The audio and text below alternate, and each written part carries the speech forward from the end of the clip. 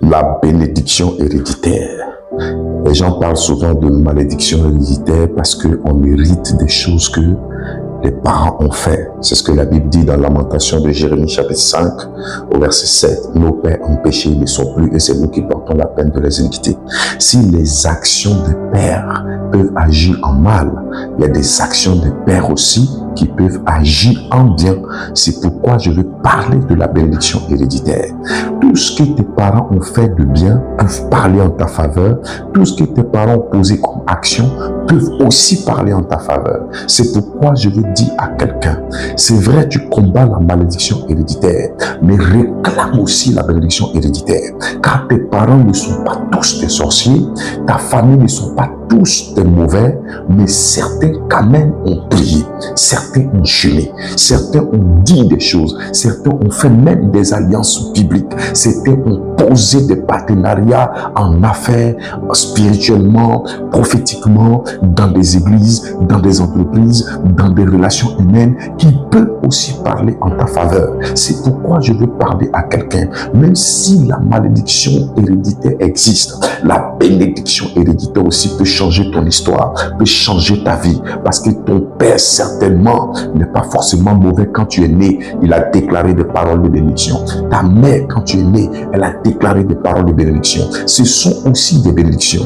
Il ne faut pas négliger des actions qui ont été posées. Abraham n'a jamais donné l'or et l'argent comme ça à Isaac, mais il a béni par sa parole. Isaac n'a jamais donné l'or et l'argent comme ça d'abord, mais il a d'abord béni par la parole. Jacob aussi, avant de donner aussi ses biens, il a béni par sa parole. Même Salomon, qui est le fils de David, qui a hérité le royaume après la mort de David, la Bible dit, Dieu se révèle à lui. Il dit, puisque tu m'as pas demandé l'or et tu n'as pas demandé la mort de tes ennemis, tu n'as pas demandé cela, je vais faire cela pour toi et je vais te rendre riche, Salomon. Pourtant, Salomon a hérité de la royauté, de tous les trésors du royaume. Mais Dieu dit, je vais te rendre riche. Pour dire que la richesse que David a laissée peut finir, mais la parole de bénédiction que Dieu donne, que nous donnons à nos enfants ou que nos parents nous donnent, peut parler sur nos vies pour l'éternité, car la parole ne met pas. Je prophétise sur la vie de quelqu'un qui suit cette vidéo, que quelles que soient les malédictions qui parlent contre toi, quels que soient les problèmes que tu traverses, quels que soient les liens qui combattent ta destinée, certainement dans ta lignée depuis ton père, ton grand-père, ton arrière-grand-père, quelqu'un a fait du bien, quelqu'un a dit des choses, quelqu'un a prophétisé, ou quelqu'un a semé dans une église, ou quelqu'un a eu à faire des prières en disant, Seigneur, souviens-toi de mes enfants, mes petits-enfants jusqu'à la millième génération. Je prophétise que ces paroles entrent en scène et que la bénédiction héréditaire te localise au nom du Seigneur Jésus-Christ. Même si ton père et ta mère étaient tous les deux des gens qui t'ont maudit, je vais te dire quelque chose. Abraham avait son père qui était idolâtre parce que fabricant d'idoles.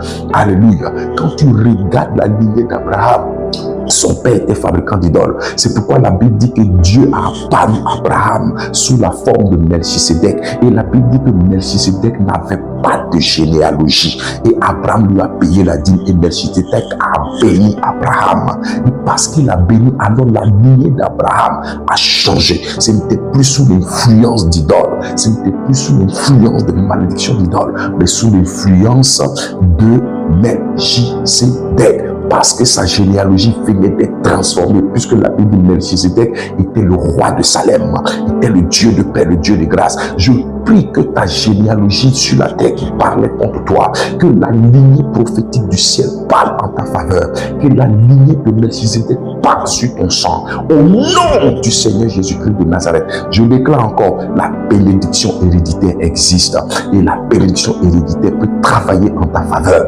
Et toi aussi, prie pour tes enfants, prie pour tes petits-enfants, prie pour ceux qui viendront avec toi, après toi, et commence à s'aimer dans leur vie, commence à s'aimer des paroles de bénédiction, commence à s'aimer de sorte que 10 générations après toi puissent bénéficier de tes prières, de tes actions, parce que la bénédiction héréditaire aussi existe et elle est biblique. Que Dieu te bénisse encore et que sa grâce soit sur toi. Shalom. N'oublie pas, Jésus revient bientôt.